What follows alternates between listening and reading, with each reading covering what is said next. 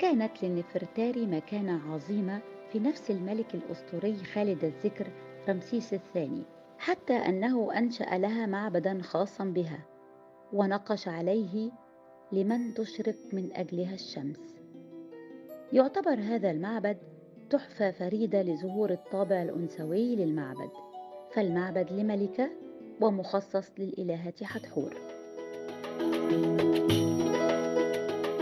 المناظر هنا في معبد الملكة نفرتاري هنلاقيها يعني بتمتاز ببعض الأنوثة في تفاصيلها.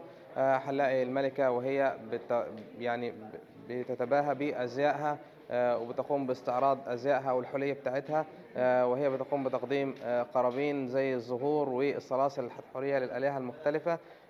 لكن الموضوع مختلف عن المعبد الكبير اللي كان فيه مناظر كتير بتمثل حروب الملك وصراعاته.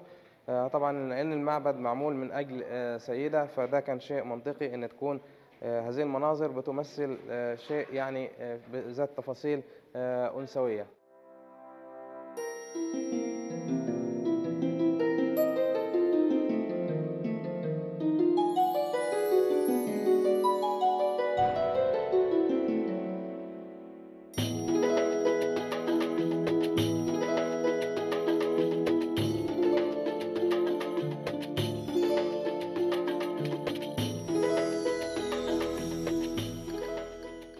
هنا لو تأملنا في تفاصيل المنظر ده هنلاقي هنا الملكة نفرتاري وبيقوم بتتويجها اثنين من الآلهات، وهما الإلهة حتحور على اليسار والإلهة إيزيس على اليمين.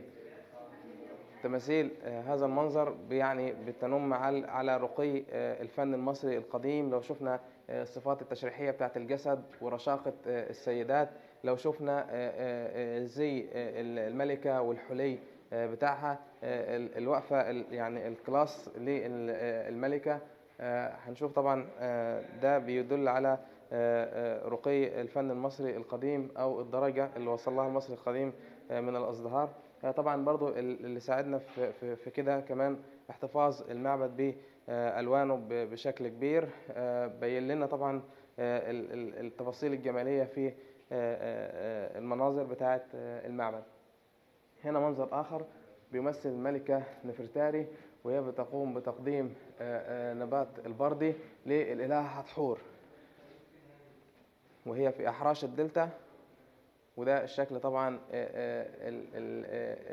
الانيميشن بتاع الشكل الانيمال بتاع الإلهة حتحور.